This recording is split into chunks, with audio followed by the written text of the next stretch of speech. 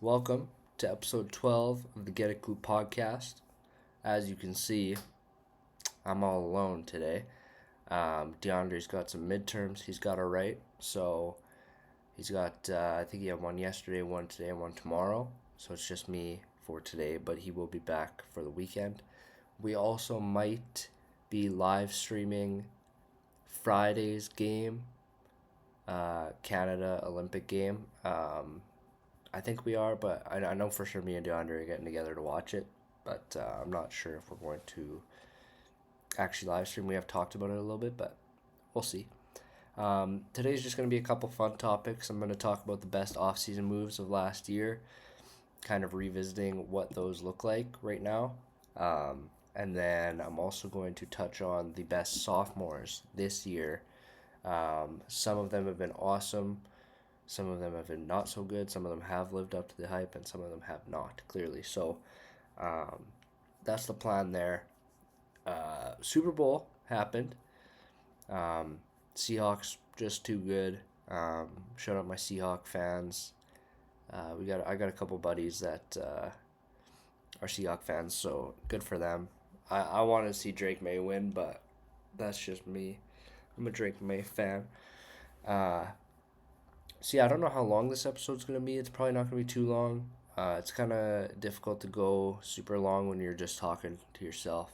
There's no one to like keep it a little bit more in depth, different thoughts and such. But yeah, we're gonna start off with the off-season moves.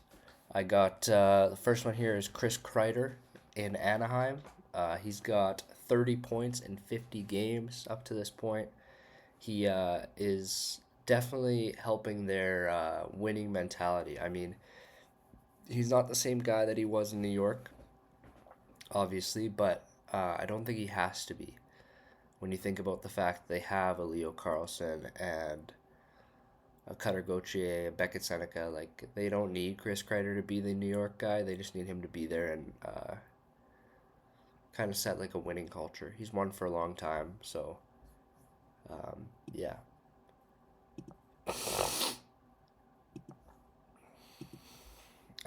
Next guy I got is Josh Doan in Buffalo.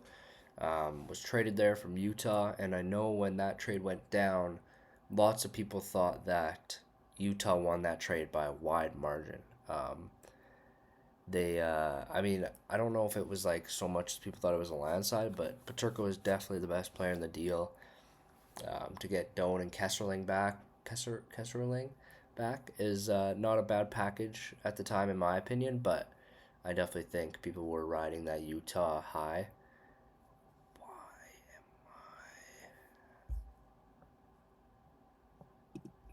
am I definitely riding that Utah high? So, um, yeah, I think that I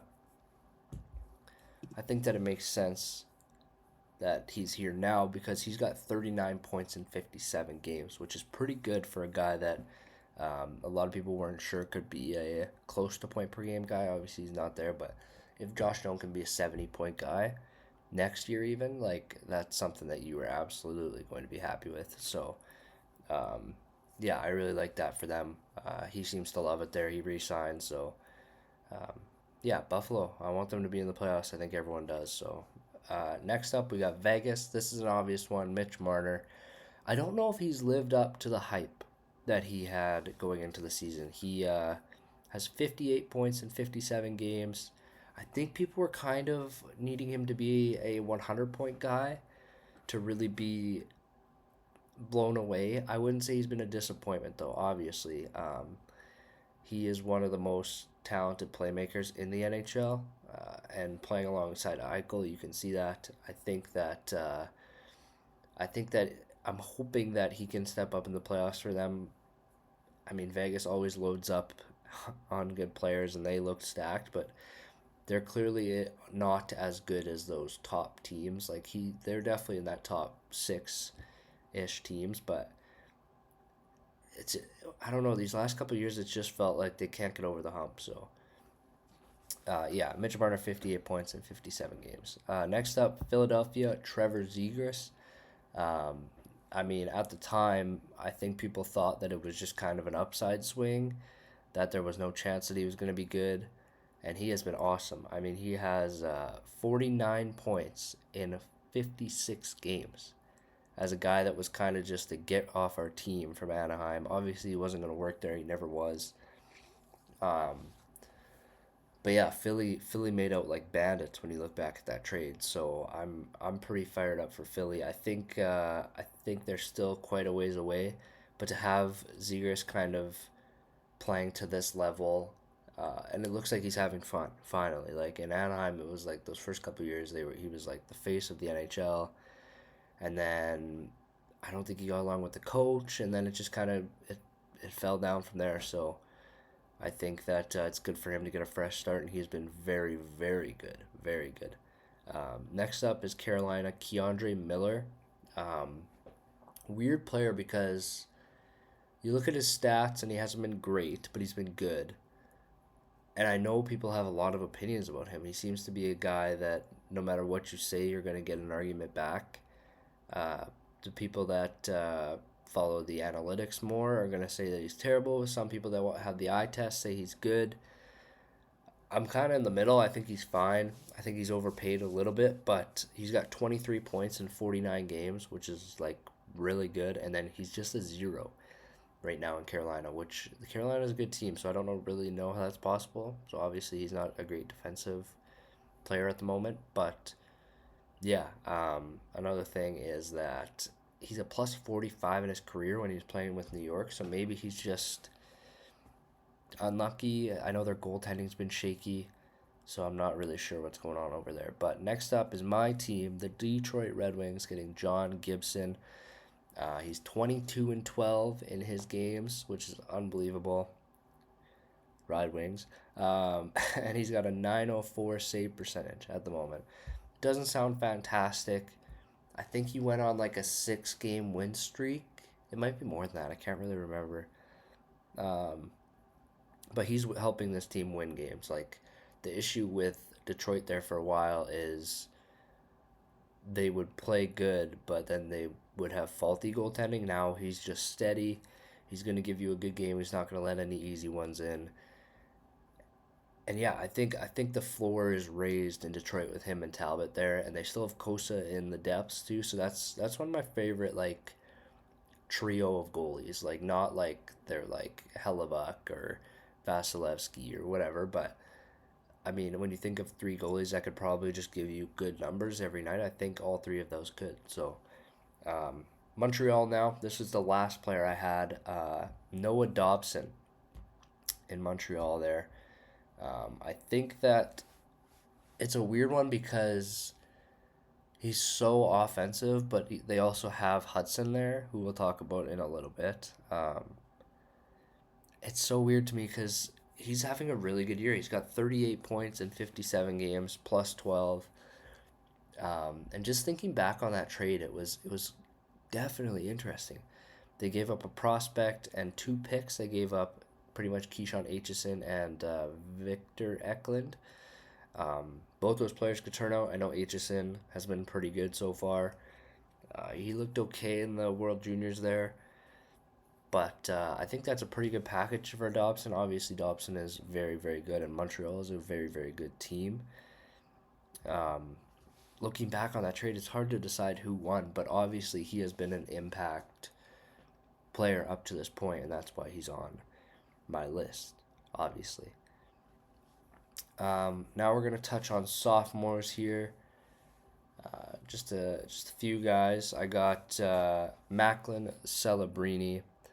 I mean, what an animal, man. He is so good. I never thought he was going to be this good, truthfully. There's a lot of like, I mean, eventually we'll probably have an episode where we go over our old draft takes and talk about where we missed, talk about where we went right, and like maybe some like gems that we had. Um, I liked Celebrini quite a bit. I did not think that he was gonna be as good as he is now, to be honest. I think that he has definitely exceeded expectations. I mean, to say he was going to be top 3 in points is a pretty bold thing to say. I mean, I don't maybe I was just one of them. People knew he was going to be a top 3 points guy in the NHL, but I just don't think they did. And it's awesome. I mean, he is like the future face of the league. Him and Bedard.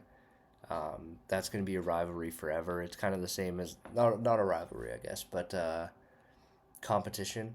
And they're good buddies too, so that's pretty cool. But it's kind of the same as like McDavid and McKinnon. Uh, every year they're in the point race. There's other guys in there too, but those are the main two, and I think that's the next coming is Celebrini Bedard. Next up, I have Celebrini's teammate. Celebrini has 81 points in 55 games. That's insane. That is insane. Next up, I got Will Smith. He's got 39 points in 42 games, almost point per game there. He has been a real bright spot too. I think some people kind of forget how highly he was drafted. He was a very, very high draft pick. I think he went 4, maybe earlier. Maybe 3. I can't remember exactly, but yeah, he's very good, and I think it's so funny too because if Celebrini wasn't there, I think people would be having a lot more talks about Will Smith and how good he's been this year, how much he's improved. I think he's a star as well. I don't think he's ever going to be a more than 10 points over a point per game guy. But if he could get to that point per game level and play first line with Celebrini every night, I know they're like best friends, which is pretty cool. I think that that could be a nasty 1-2 punch for the future. I mean, think about some of the other 1-2 punches we've had in the past: a Taves, a Kane. Man, not saying they're even close to the same type of players, but I mean, if you split them up, you go Malcolm Crosby kind of vibes. I mean, they are super good, those two. And I can't wait for the Sharks. Like, they have so much development to do still. They have so many young guys in the system. I think that they are definitely a team to be reckoned with in a couple of years. And yeah, I really like where their rebuild's headed. So, next up, we got the Anaheim Ducks. Cutter Gauthier. I mean, this guy is an absolute stud. He is a stud. He, man, I didn't love how the Philly situation was handled. I don't know. I don't like that. I don't like that that's a thing. I think you get drafted there. I think you got to pay your dues, play out your contract, and then do what you want after that. Honestly, I think they cannot re-sign you if you don't agree to be re-signed. If you're an RFA, I guess, just sign until, or then they can trade you, right? I don't know. He barely played there, and I don't even think he did play there. He's got 49 and 55 games, though, which is pretty good. Sorry, I'm just going to take a sip of water. I'm yapping.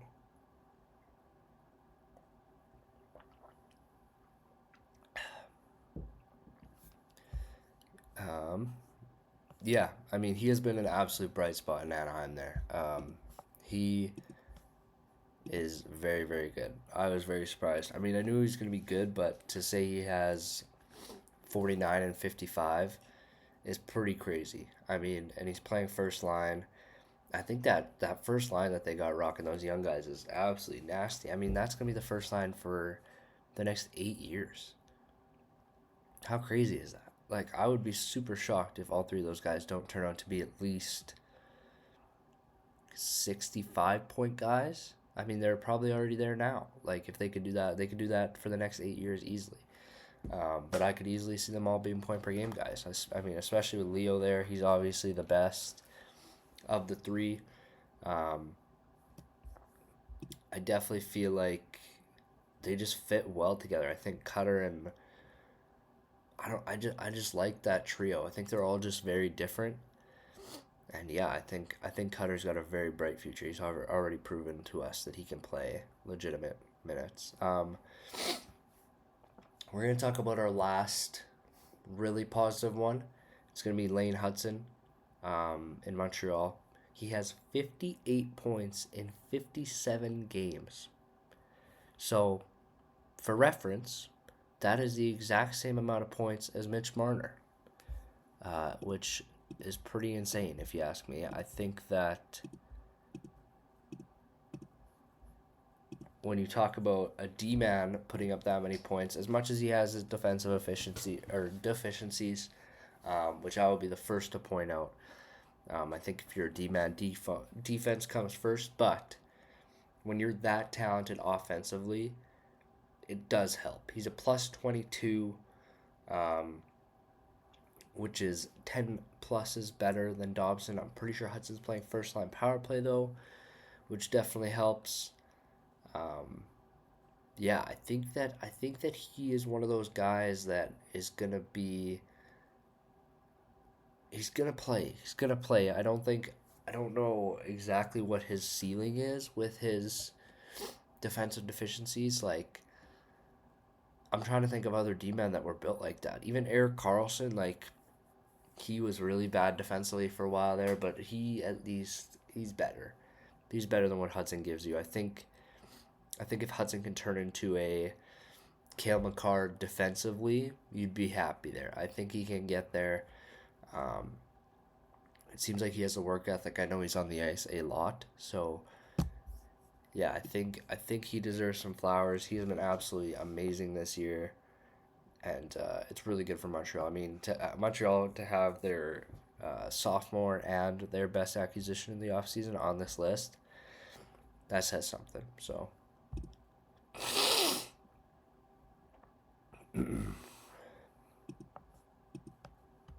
next up, this is more the section where we talk about some guys that have been good, not great. Maybe they surpassed your expectations. Maybe they are still not quite there. First up, we have Frank Nazar in Chicago. He's got 24 points in 41 games. He's one of those guys that was really hot at the start of the year. And then he got injured and he's kind of cooled off. He has really, really cooled off, actually. And then, especially when Bedard went down, he was kind of looked to be the first option, which wasn't going to work.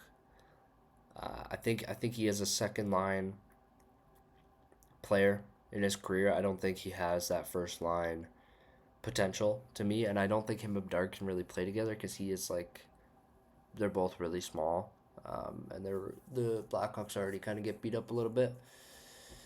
But yeah, I see Nazar second line for his career. I mean, he can already do it. I think maybe he gets some stints on the first line. Um, I don't think he ever drops. I mean, he could maybe play third a little bit too, but how much he's getting paid, he's probably going to play second line. Next up, Matvey Michkov. Um, man, I don't know how to feel about him because I was a huge Michkov guy. I mean, him and Bedard coming out of that draft, man, I thought that was like the future. Those two there. Um, yeah, it's tough because I think he's still got potential, but it seems like he doesn't get along with the coach, and there's also just a lack of effort sometimes. He's not playing very many minutes, which is also annoying. Like, if you're Philly, just play him. You know, what are do you think you're winning a Stanley Cup with that team? No, you don't. So I think that you should play him more. I think they should play him more. I know he maybe hasn't earned it or maybe doesn't show the respect needed to do so. Um, but man, I would be playing him a lot because I think he's got potential. You got to think in that draft it was like that's the next Crosby and Ovechkin, obviously very different players with that. Canada US player. Um, he's only got 29 points in 55 games, which is not very good. Um, yeah, I think I got.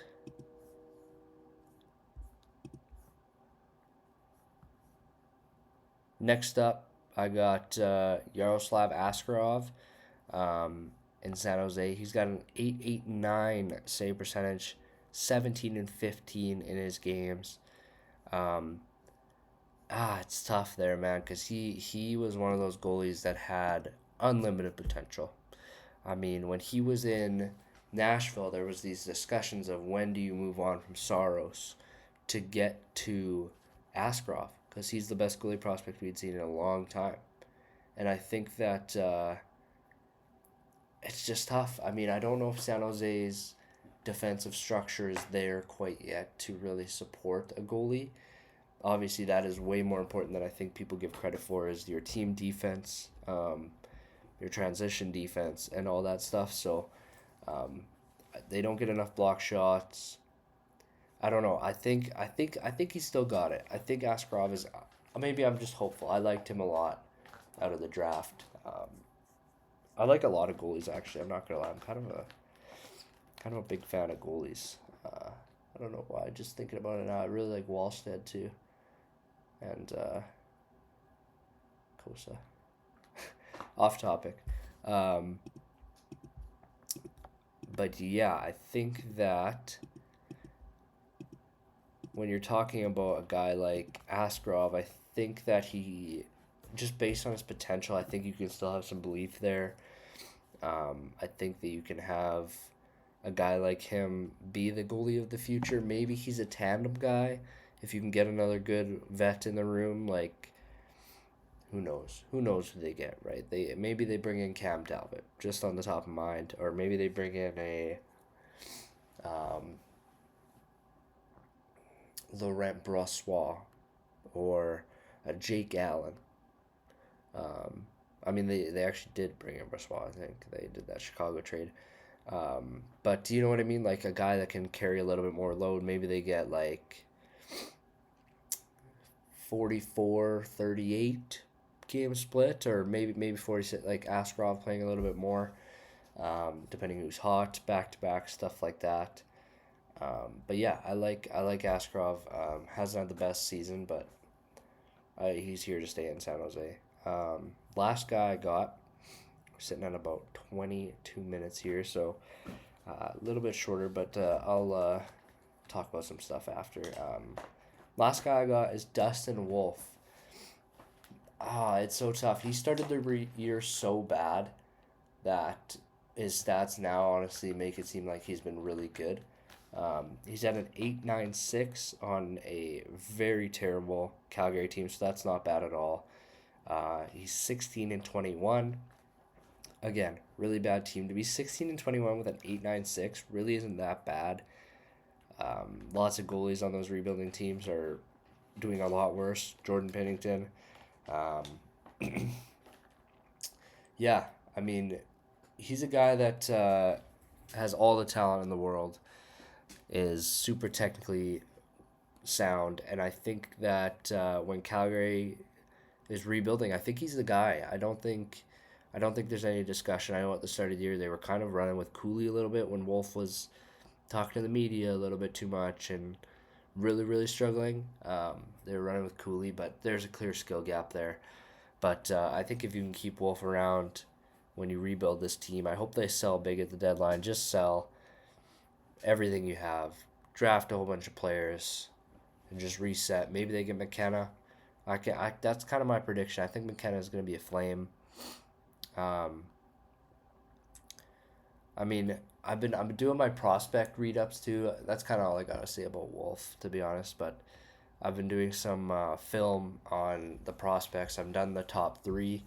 Um, it'll definitely be a podcast episode eventually, where me and DeAndre will talk about our takes and stuff. But I think it's so those top three for me have definitely become more cluttered. I mean, I thought that maybe watching I'd have an opinion more than anything, but it seems like everyone has an opinion. They're all like, "Oh, this guy sucks and this guy's the best." It's not even close. I think it is close. I mean, when I watch Stenberg, it always feels like he doesn't have one elite trait to me. I think his awareness is his best trait, which is pretty crazy. He's a really good skater, really good hands, really good shot, really good one timer. I won't give away everything that I said, but he's definitely, to me, the highest floor. Like, I think he gives you, like, a guy that could be a first line player. I just don't know if he's going to be like a top five player in the NHL kind of vibe. Obviously, totally different players, but in the same light of a Cutter Gauthier, I don't think he's ever going to be a um, S plus player, but I think he's an A player. And I think that Stenberg can be in that same light where he is a 90-point player for 12 seasons. I think he could play year one. I mean, I think he's super ready to play now, which is pretty good. And then when I'm thinking about Verhoff, there's some clear deficiencies. I mean, he's super talented, like offensively, but I don't love his transition skating. He has powerful strides, and he's huge. And he's got pretty good hands for a bigger guy. I'm just a little bit worried about his his defensive play. Like, he's good defensively, but for how big he is, I think he has some work to do still. You can see him getting burned sometimes, and um, I don't know. I think he is. I think he is gonna figure it out. I think he's got to put some weight on, so he can be a little bit more physical. He's physical. He likes to hit, but he never really hits with enough power to actually affect the player. It's more just affecting the puck, which is way more important. But I think adding some weight to him would be really nice. Next up, I got Gavin McKenna, obviously. So I don't know what my rankings of these three guys are because potential, McKenna is number one by far. I mean, when you think about all the things that he can do for you, I think that it is pretty incredible to see him when he's at his best. I mean, he's the best playmaker I've seen in a long time. I mean, his creativity with the puck. I know that sometimes people get frustrated because he holds onto the puck for too long. Um, like giveaways and stuff. He does a lot of that kind of stuff. He's definitely very, very much a power play guy, super talented on the power play. Um, has no issue scoring 5-on-5, but definitely more of a power play guy. And then it's just the weight and size issue. I mean, when you think about him, he is small, and think about a Jack Hughes, the way that he gets injured. I think that when I would like him to put some weight on. Just a little more functional play strength, functional weight. And yeah, I think he's got the highest potential, but definitely the lowest floor. Him and Verhoff. Verhoff's kind of the sweet middle, where he's got good potential, good floor.